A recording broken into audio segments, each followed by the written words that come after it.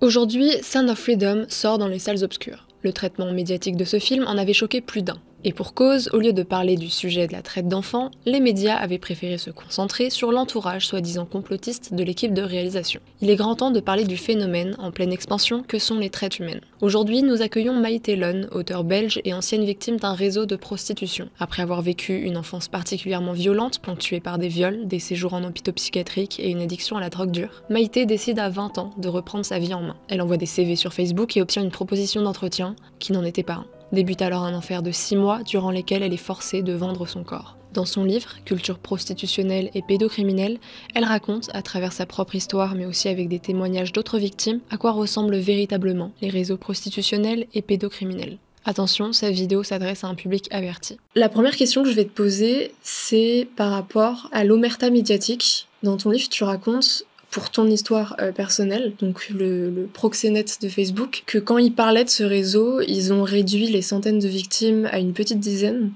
qu'ils n'employaient pas les mots viol, les mots criminels.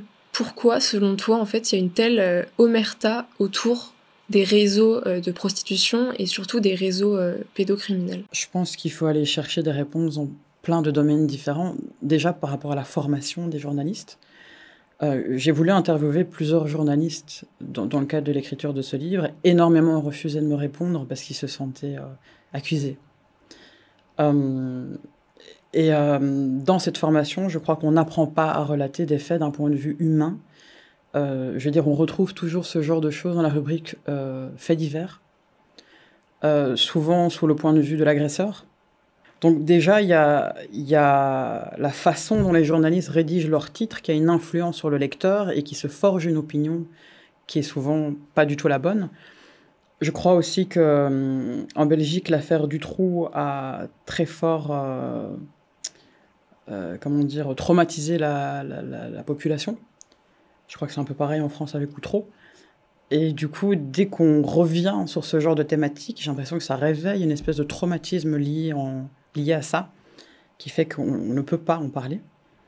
Je crois qu'il y a potentiellement des gens qui peuvent être complices aussi, qui ne veulent pas que ça se sache.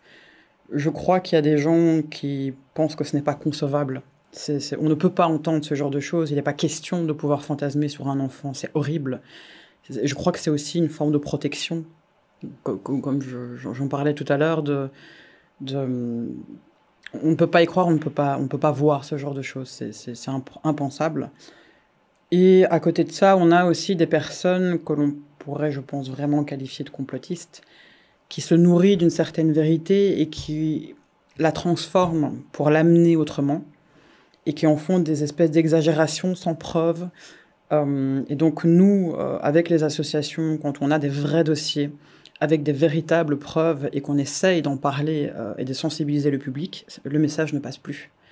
Parce qu'avant nous, il y a eu un message complètement réarrangé dans tous les sens qui discrédite tous les messages de la cause, en fait. Est-ce que toi, on t'a déjà traité de complotiste? C'est déjà arrivé, oui. Mais le plus drôle, c'est que ça se passe souvent sur les réseaux sociaux. Alors que quand je prends la parole, par exemple, quand je fais un plaidoyer politique au Parlement, la moindre chose que je dis doit être sourcée. Elle est vérifiée. Je n'ai pas le droit d'inventer et de prendre n'importe quel article de Google écrit par n'importe qui sans source. Donc quand je dis quelque chose, je ne dis jamais quelque chose dont je ne suis pas sûr, pour lequel je n'ai pas de preuves. Donc ça me fait doucement rire que sur les réseaux sociaux, on puisse me traiter de complotiste, alors qu'au niveau politique, je suis écoutée en permanence. Ça me fait penser du coup à Sound of Freedom, où tous les médias parlaient de complotisme. Est-ce que d'une certaine façon, ils sont pas en train de banaliser la pédophilie et la prostitution en traitant les légendes complotistes? Tu dis que tout ça est faux, donc tu es dans une négation de la réalité, parce que c'est une réalité. Si, je crois que c'est encouragé, mais de façon inconsciente. Oui, il y a cet encouragement, et puis il y a aussi le fait que, comme les gens aiment bien les lynchages publics et relier des choses qui n'ont pas lieu de l'être, en fait, à partir du moment où ils se mettent à creuser et qu'ils voient un petit lien entre une personnalité potentiellement d'extrême droite, une personnalité potentiellement franc-maçonnes et tous les complots qu'il y a autour de ces groupes. Je veux dire, c'est comme partout. Dans tous les groupements humains, il y a des bonnes et des mauvaises personnes ou des personnes qui commettent des actes regrettables. Et dès qu'on fait un lien, un tout petit lien avec ce genre de groupe, le message qui est en fait beaucoup plus important que le reste passe complètement à la trappe. Dans ton livre, tu parles de banalisation des mouvements pro-prostitution, qu'on entend beaucoup. Enfin, moi, je sais qu'à chaque fois que j'ai entendu une prostituée parler sur les réseaux sociaux, c'était pour dire mais moi, je veux qu'on légalise la prostitution, je suis pour la prostitution, je suis prostituée, je suis une travailleuse, comme tout le monde. Toi, tu dis que ce mouvement-là, il pose problème car il banalise quelque chose qui n'est pas censé être banalisé. À un moment donné, je ne sais plus si on peut toujours parler de libre arbitre. Donc je pense que oui, il y a évidemment des femmes qui font ce choix, mais quand on creuse un petit peu plus avec elles leur histoire, on se rend compte qu'il y a beaucoup de prédispositions à aller vers ce genre de pratiques. Et je crois qu'on pourra dire qu'une femme est vraiment 100% libre de le faire à partir du moment où elle a un éventail de possibilités qui est énorme et qu'elle dit quand même c'est ça que je veux faire. Quand je parle de banalisation, en fait, c'est surtout auprès des jeunes filles. C'est-à-dire que beaucoup de jeunes filles pensent que c'est de l'argent facile, pensent se diriger d'elles-mêmes vers ça alors qu'elles sont influencées par les réseaux sociaux, par des lover boys, donc des hommes qui sont prétendument amoureux et qui finalement les vendent. Mais je veux dire, en Belgique, la loi est simple. En dessous de 18 ans, il n'y a pas de prostitution. Donc si l'adolescente a 14 ans, c'est d'office considéré comme de la traite des êtres humains à des fins d'exploitation sexuelle. Donc le client, on peut aussi le poursuivre. Et ça, beaucoup de jeunes filles ne s'en rendent pas compte, en fait. Donc c'est tellement glamourisé, banalisé. Sur les réseaux sociaux, moi c'est ça en fait qui me cause problème, que toutes les adolescentes s'y mettent en disant bah pourquoi pas. Et on se retrouve après avec des jeunes femmes qui sont aussi avec des troubles dissociatifs, qui sont complètement traumatisées et qui, quand elles en sortent, se rendent compte de ce qu'elles ont fait et de si ça leur convenait ou pas. Dans la prostitution, il y a plus ou moins 80% de victimes de traite ou de choix contraints, et 20% de femmes qui se déclarent vouloir le faire par choix. Donc, tant qu'on traitera le sujet de la prostitution sans le sujet de la traite, et qui ne seront pas mis sur la table ensemble, en parallèle, en étant totalement indissociables, on n'arrivera jamais à avancer sur ce sujet. Les réseaux de prostitution, ils sont intrinsèquement liés aux réseaux de pédophiles. Énormément de choses sont liées ensemble. Par exemple, si on va en Belgique, il y a encore des vitrines dans certains quartiers. Là, récemment, la police a fait une énorme descente, plein de perquisitions, ont fermé plein de lieux, il y a eu beaucoup d'arrestations. Il y avait des mineurs de 14 ans dans des vitrines. Donc, effectivement, on ne peut pas parler de réseau pédophile, mais il y a quand même un mélange entre des jeunes filles qu'on fait passer pour des jeunes majeurs ou des jeunes majeurs qu'on rajeunit de plus en plus parce que les clients veulent des filles de plus en plus jeunes. Et à côté de ça, il y a des clients qui demandent à des prostituées pour avoir leurs filles, qui peuvent avoir 9 ans, 8 ans, 11 ans. Et il arrive aussi qu'on leur demande leur animal de compagnie pour un plan à 3. Donc c'est finalement tout ce qui est vivant est prostituable. Et susceptible d'être violenté ou vendu en réseau. La zoophilie, t'en parles dans son nouveau livre. Oui. Est-ce que tu veux le présenter déjà comment t'as fait ce travail ? Mais du coup, c'est maltraitance et sévices humains et animaux. Donc quand j'ai écrit mon livre précédent, je me suis rendu compte que toutes les victimes me disaient oui, j'ai été victime d'inceste, et puis parfois il y avait un chien, mais il ne faut pas en parler. Et à force d'entendre ce genre de discours, je me suis dit, bah tiens, j'ai l'impression d'avoir loupé un morceau de mon sujet. Donc je me suis mise à faire énormément de recherches autour, et je me suis rendu compte que c'était l'omerta totale. Il n'y a absolument rien sur ce sujet. Donc j'ai été mise en contact avec Jenny Edwards, qui est une criminologue du FBI aux États-Unis, qui m'a fourni ses statistiques et son étude, qui est la seule et unique réalisée là-dessus, et qui m'a dit, mais oui, tout à fait, les enfants et les animaux sont 1 fois sur 2 victimes des mêmes prédateurs, et l'exploitation sexuelle des êtres humains est totalement liée avec celle des animaux. Là, récemment, j'ai fait une étude sur le DSM-5, donc le manuel psychiatrique, la nouvelle version du manuel psychiatrique qui regroupe et classifie les troubles psychiatriques. Et ce manuel avait été énormément critiqué parce que le seuil des diagnostics était abaissé, ce qui fait que on avait beaucoup plus facilement certains troubles psychiatriques alors qu'on n'en était pas vraiment atteint. Toi, dans ton livre, tu parles d'un autre problème, c'est que avec cette nouvelle version du manuel, la pédophilie n'est plus considérée comme un réel trouble. Et donc en Belgique, la criminologue Danielle Zucker m'expliquait qu'il y a plus de 500 paraphilies sexuelles et que toutes ne sont pas hors la loi ou déviantes. Et donc aujourd'hui, on parlerait plutôt plus de maladie psychiatrique, mais de paraphilie déviante interdite par la loi. Oui, c'est plus une maladie psychiatrique, mais une déviance sexuelle. Mais donc on a la sensation qu'on reconnaît finalement que c'est une orientation sexuelle déviante. Enfin, on en vient à une espèce de, je ne sais pas si on peut dire manipulation du langage, mais qui revient un peu banaliser ça au même titre que le reste. Si on a une personne qui est, je ne sais pas moi, parce que finalement le terme déviant indique tout ce qui est hors norme, dans le sens quand il y a une sexualité qui est normée et acceptée dans une société, on dit que, je sais pas, un mec qui est fétichiste des pieds, on va dire qu'il est hors norme et qu'il est déviant de cette norme, mais il n'est pas hors la loi. Il n'est pas malade non plus. Il n'est pas malade. Mais donc, je trouve que tout ça est très très flou dans la façon dont c'est défini. Donc là, on vient de dire que du coup, ça transforme la pédophilie en une sorte d'orientation sexuelle. Il y a même des mouvements aux États-Unis LGBTQP, du coup, c'est ça ? Qui défendent en fait la pédophilie. L'orientation pour pédosexuels, oui, qui défendent ça comme étant une orientation sexuelle minoritaire et opprimée qui sera décriminalisée au même titre que l'homosexualité. Tu parles beaucoup d'hypersexualisation dans ton livre. Tu dis que c'est une cause plus qu'une conséquence. Enfin, c'est une cause de l'augmentation de la pédophilie, de la prostitution, enfin de ces réseaux-là. Et tu dis que l'hypersexualisation, elle est intrinsèquement liée au mouvement LGBT. Je vais prendre un exemple de ce qui est en train de se passer en Belgique. En Belgique, on avait une association qui s'appelait Utopie, qui était présidée par une dame qui était prostituée et qui aidait les autres femmes prostituées. Elle les aidait si elles avaient un souci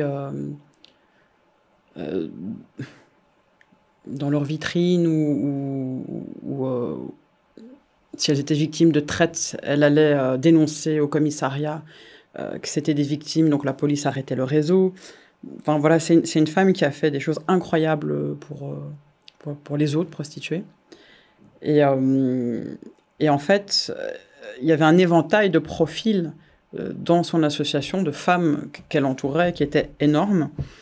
Et on a eu d'un seul coup une personne qui est venue de son équivalent français, qui est beaucoup plus trash et qui est porté par la communauté, qui est arrivée chez Utopie et qui a complètement transformé l'association, qui aujourd'hui est devenue...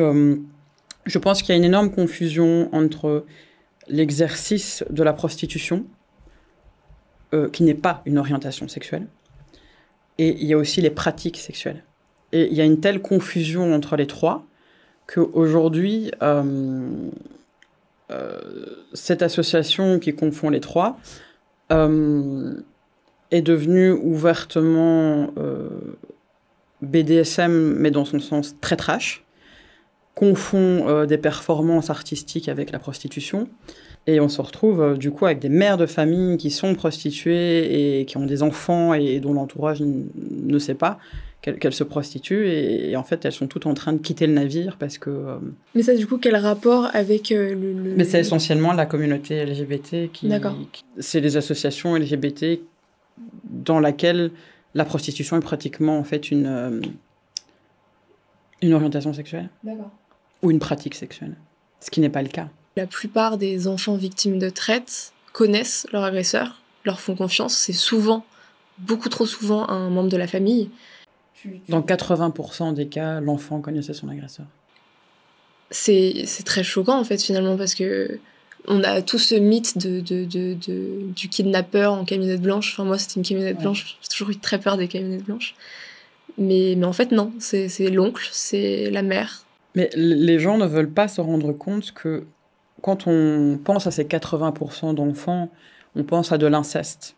Mais il faut savoir que l'inceste n'exclut pas la présence d'un réseau. Je vais prendre l'exemple d'une victime française que j'ai rencontrée pour l'écriture de mon autre livre. Elle a été victime d'inceste par son frère et son père jusqu'à ses 11 ans, et à partir de 11 ans, elle a dû se prostituer. Et alors là, on n'est pas dans le réseau, c'est dans la famille, mais il y a plein d'enfants qui sont vendus dans des réseaux par leurs parents. Donc, c'est pas parce qu'on parle d'inceste que ça exclut automatiquement l'autre. Tout est lié, et à l'heure actuelle, avec les réseaux sociaux, un réseau, en fait, se forme très, très, très facilement. Et puis, aujourd'hui, et surtout depuis le Covid, on parle énormément du live streaming. En fait, ce sont des prédateurs qui, puisqu'ils pouvaient plus se déplacer pendant le confinement, sont en contact avec des familles dans d'autres pays et qui disent, voilà, ta fille a 6 ans, je prends un quart d'heure et tu lui fais ce que je te demande. Et donc, c'est une agression par quelqu'un d'autre derrière un écran. Et toutes les associations sont au courant de ce phénomène depuis des années, mais c'est seulement pendant le confinement que ça a explosé dans toute la presse en France et en Belgique, parce qu'ils s'en sont rendus compte, parce que ça a explosé de partout. Ça, c'est surtout sur le darknet? Non, pas du tout. Pas du tout. Facebook, TikTok, tout ce qu'on veut. Il y a ça sur Facebook? Ben, ce qu'il y a, c'est que si on prend, je sais pas, Zoom, Skype, tout ce qui permet de faire des visios n'est pas enregistré. Donc, une fois que la conversation est terminée, la preuve a disparu. Donc, pour les prédateurs, c'est génial. Donc, la police essaye de les traquer parce que, en remontant l'argent qui circule via leur carte de crédit, parce que ce sont toujours les mêmes montants dans certains pays et ce genre de choses. Mais la preuve en elle-même n'existe plus. Donc, tu parlais de réseaux sociaux. Tu parles de TikTok dans ton livre et tu le compares à un mythique de pédophile. Déjà, légalement, normalement, en dessous de 13 ans, on n'a pas de profil sur les réseaux sociaux, mais il y a des enfants de plus en plus jeunes, j'en ai même vu de 8 ans qui en ont, et qui parfois font des petites vidéos d'eux dans lesquelles ils se mettent en scène, on vous joue un petit peu... et en fait, elles sont encouragées en live, dans les commentaires en dessous... on peut lire positionne-toi comme ça, enlève ton haut, chiche que tu le feras pas, ce genre de choses. Et donc, finalement, le prédateur va pouvoir se défendre en disant mais c'est elle qui a commencé.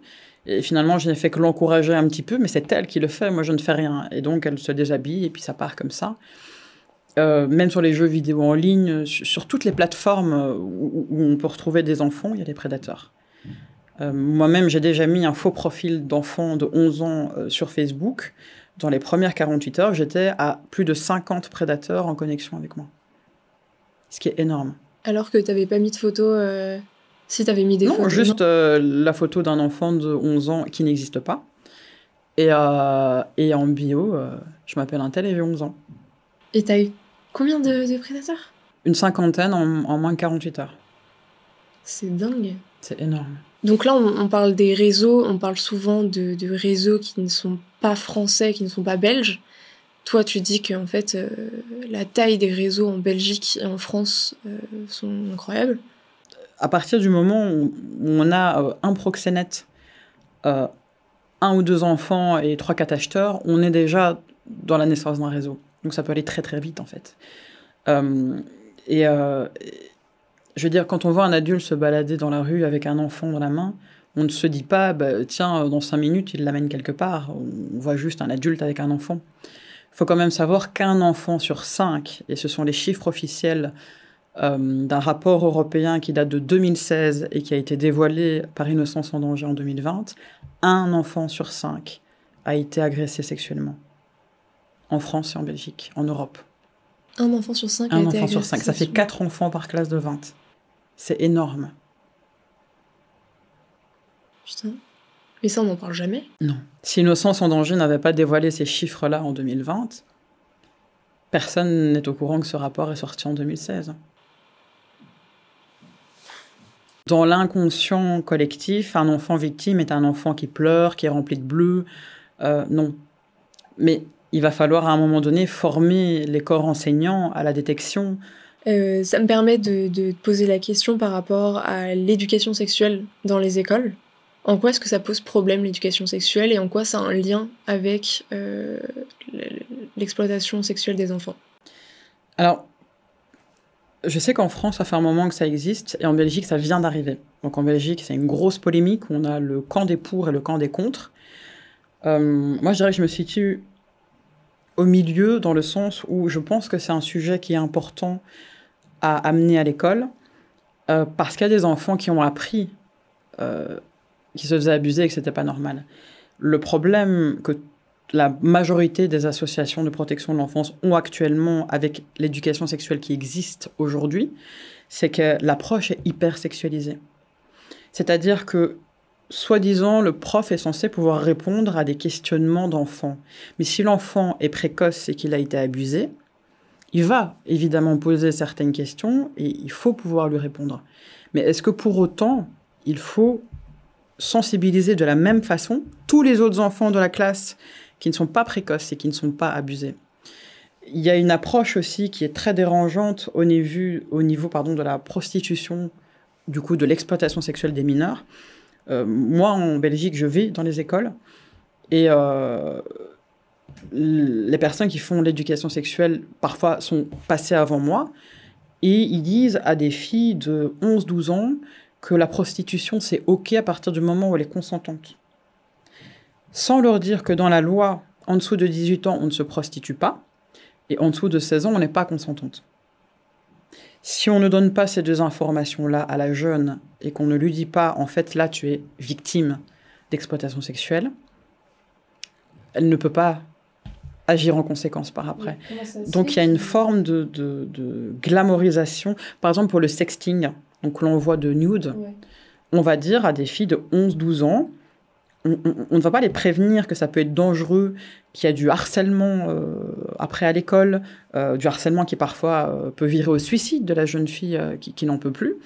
On va leur dire, écoute, fais-le, si tu en as envie, si tu es consentante, et au pire, tu coupes ta tête sur la photo.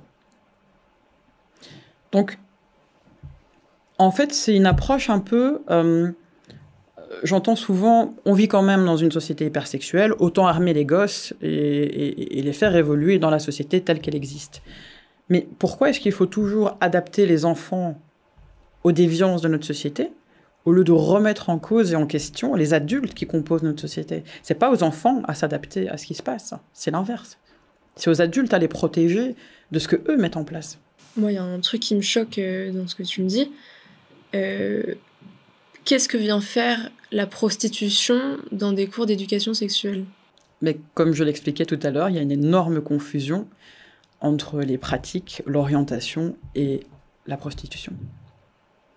Et ils n'appellent même pas ça prostitution. Dans le guide, ils appellent ça relation sexuelle transactionnaire. Et entre parenthèses, en échange de services, de cadeaux ou d'argent. Donc c'est OK si la gamine est consentante. Apprendre le consentement aux jeunes, c'est capital.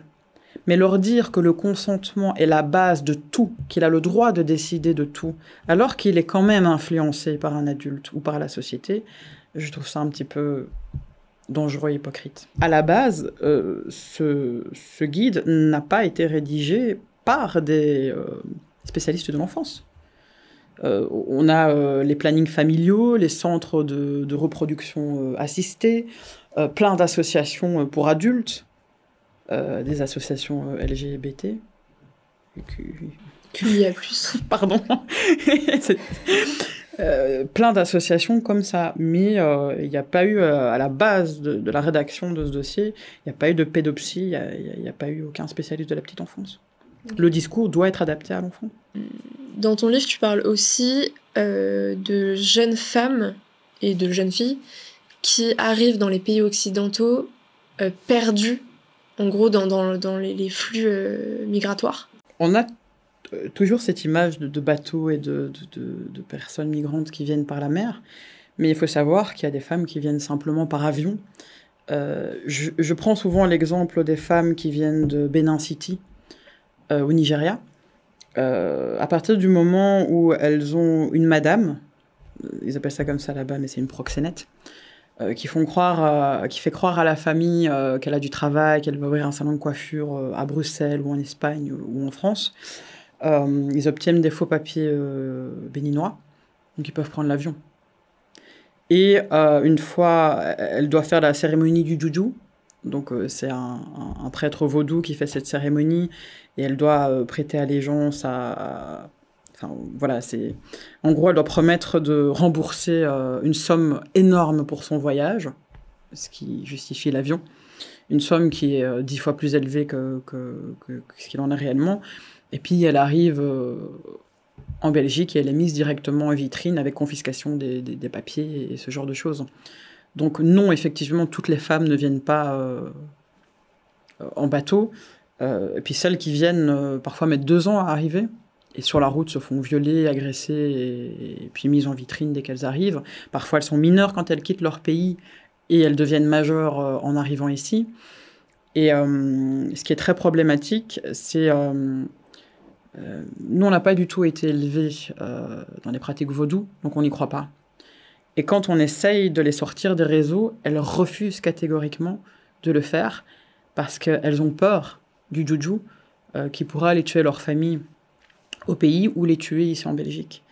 Et donc, on a une approche qui est assez catastrophique de ce phénomène-là parce qu'on est perdu face à ces croyances.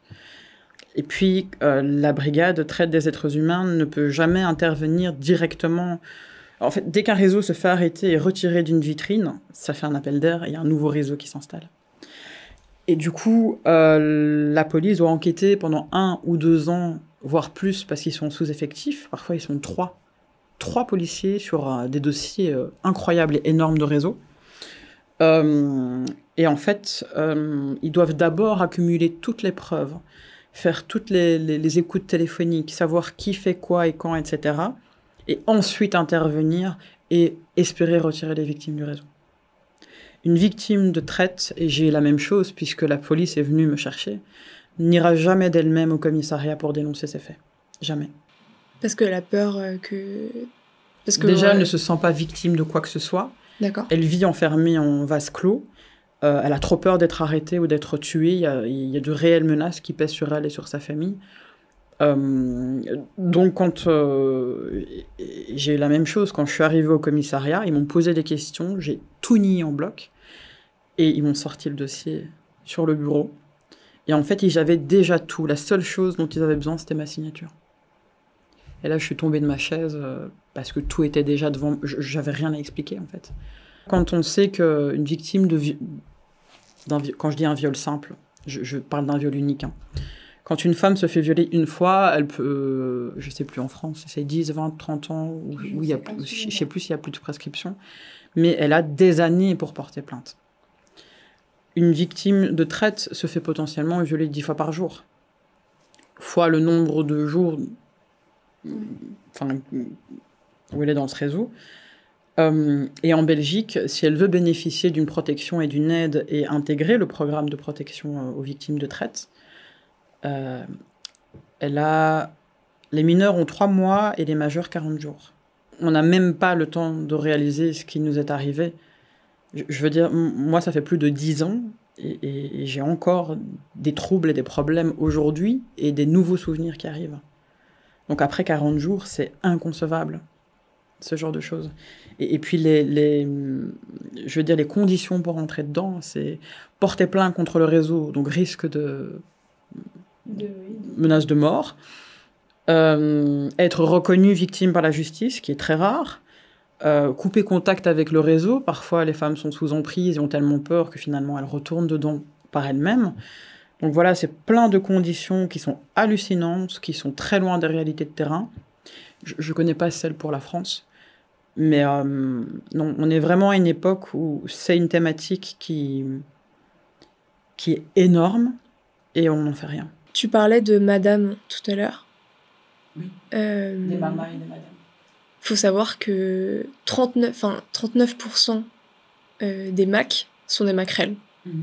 Et ça, on s'en doute pas une seule seconde. Que des femmes soient en fait le bourreau d'une autre femme. Dans les réseaux nigériens, par exemple, c'est toujours des femmes. Mais il y a parfois, c'est souvent des femmes qui elles-mêmes ont fait ça à un moment donné. Et c'est le moment où elles peuvent gravir un échelon et devenir patronnes des autres. Mais il faut savoir aussi que c'est plus facile de passer via une femme, quitte à ce qu'il y ait encore un homme au-dessus, parce qu'une femme peut beaucoup plus facilement rassurer et manipuler une autre femme. À partir du moment où la MAC gomme complètement de son vocabulaire certains mots, elle transforme la réalité et la personne ne se rend plus compte de ça. Moi, j'ai pas eu affaire à une femme directement, mais dans mon affaire, il y a eu ce David-là, s'était caché derrière un profil Facebook féminin, donc Elena, qui était alimenté avec des photos, avec plein de choses, donc, qui étaient quand même crédibles de l'extérieur. Et il parlait, donc Elena parlait régulièrement aux victimes, en se faisant elle aussi passer pour une victime, comme si on formait un groupe. Et donc il y a beaucoup de manipulation qui est passée, ou de menaces déguisées qui sont passées via une femme. Et du coup, c'est pas du tout passé de la même façon que si ça venait d'un homme. Et parce que cette femme, tu t'es confiée à elle ? Oui, puisqu'elle me décrivait en fait une scène similaire à la mienne, en me disant qu'elle était victime aussi du même homme, qu'elle avait vécu la même chose, enfin, voilà, il y a une sorte de confidence mutuelle qui s'est installée sur un réseau, un profil qui était comme le mien, alimenté de la même façon. Il n'y avait aucune raison de croire qu'elle n'existait pas. Et elle a fait ça avec toutes les victimes. Et il y en avait beaucoup. Alors que c'était l'agresseur, quoi. Ce qui a été une circonstance atténuante pendant le procès, parce que ça indiquait qu'il avait entièrement conscience de la douleur qu'il infligeait aux victimes. D'accord. Puisqu'il était capable de la décrire, en se mettant dans la peau d'une victime. Enfin voilà, il y a vraiment un truc presque maternel qui peut s'installer si la femme est plus âgée aussi. Voilà, oui. Ça m'étonne pas du tout, moi, en fait. Ouais, et même dans la pédophilie, on s'en rend pas compte, que ce soit dans l'inceste, que ce soit dans les réseaux pédos, il y a entre 30 et 40% de femmes qui sont pédos, mais on ne les attrape pas et on n'en parle pas parce que ce ne sont pas des prédateurs qui chassent les enfants des autres, mais elles ont plutôt tendance à abuser de leurs enfants en situation de soins, pendant le change, pendant le bain, au lit, etc. D'accord. Donc c'est pas des mamans qui vont aller enlever un autre enfant à la sortie d'une école, elles sont pédos sur leurs enfants. Donc c'est la majorité du temps, ce sont des mamans incestueuses. Mais elles existent bel et bien. Il y en a beaucoup plus que ce qu'on pense. Oui, beaucoup. Dans ton livre, du coup, tu recueilles des témoignages. Et il y a le témoignage d'une fille qui, grâce, pour cette fois-ci, à l'éducation sexuelle, qui a appris que ce qu'elle vivait, c'était pas normal, qui a porté plainte. Et le procès a eu lieu 5 ans après. Donc 5 ans pendant lesquels elle a continué à se faire agresser, à se faire violer. Est-ce qu'il ne devrait pas y avoir une prise en main d'urgence, en fait, concernant ces cas-là, concernant les cas de petites filles qui portent plainte, plutôt que de la laisser retourner vivre chez elle, en fait? Oui. Le témoignage dont tu parles date des années 90. Donc ça ne m'étonne pas pour l'époque, mais aujourd'hui, on est face à un autre phénomène qui rejoint un peu ça. C'est-à-dire, je ne sais pas si tu as entendu parler des cas des parents protecteurs. Non. Donc là, on est soit dans l'inceste, soit dans les réseaux. Ça dépend encore une fois du contexte et de ce qui se passe avec les victimes. Mais en gros, ça peut être une maman qui découvre que le papa abuse de la petite fille de 4 ans. Du coup, complètement affolée, et en découvrant ça, elle va chez le médecin de famille faire constater. C'est très rare qu'on trouve quelque chose, mais si on trouve, admettons, le médecin de famille va faire une attestation. Elle va courir à la police avec cette attestation, en voulant porter plainte et en disant qu'elle se sépare du papa et en apportant l'attestation. L'attestation va être jetée à la poubelle puisque ce n'est pas un expert judiciaire nommé par le parquet. La situation va se retourner contre la maman puisqu'on va dire que parce qu'elle se sépare, elle accuse le papa pour avoir la garde. Et l'enfant ne va pas nécessairement être expertisé ou entendu par manque de moyens. Il n'y a qu'un enfant sur 10 qui se fait expertiser. Et s'il se fait expertiser, c'est plus d'1 an après quand il n'y a plus rien.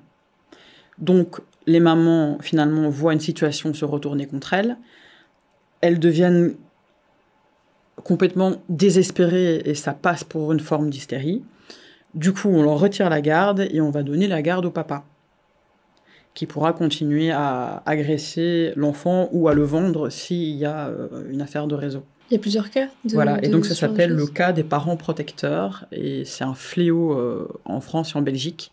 Il y en a énormément. Si tu vas sur le site d'Innocence en danger, tu verras le nombre de cas. Ils s'occupent presque plus que de ça maintenant. C'est hallucinant.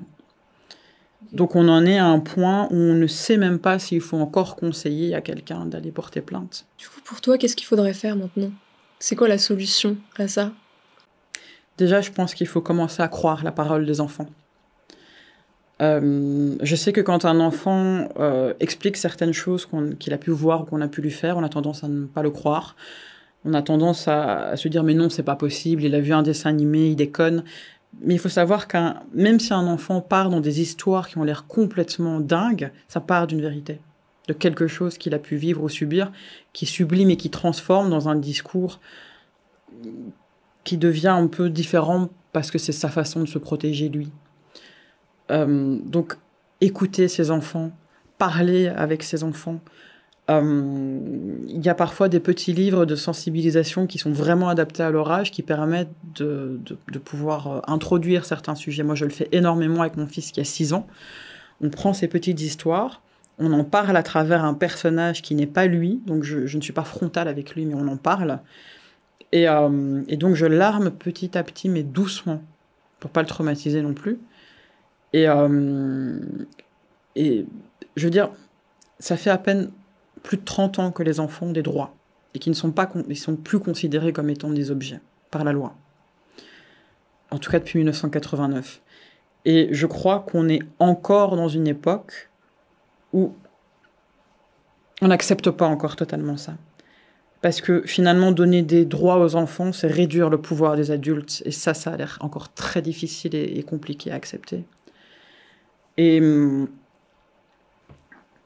il y a des lois qui existent et qui ne sont pas appliquées. Il y a des lois qui devraient être rajoutées, modifiées, d'autres lois qui se contredisent, qui se superposent, qui n'ont aucune logique et qui sont faites par des personnes qui ne sont pas sur le terrain, qui ne consultent pas les personnes qui sont réellement sur le terrain. On cesse aussi de banaliser la pédophilie, la pornographie.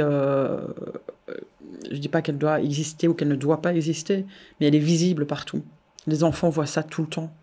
Donc finalement, ils en viennent à s'hypersexualiser eux-mêmes et donc à tomber sur des prédateurs et à appeler ça à eux. On est responsable de ces enfants, de ce qu'on leur fait voir, de la société qu'on leur laisse. Donc c'est de notre faute, en fait, s'ils subissent tout ça. Donc à un moment donné, je pense qu'il faut prendre ses responsabilités et faire tous ces changements et mettre des moyens aussi, parce qu'on nous dit tout le temps, oui, mais on manque de moyens, on n'a pas assez d'argent, on n'a pas assez d'équipes.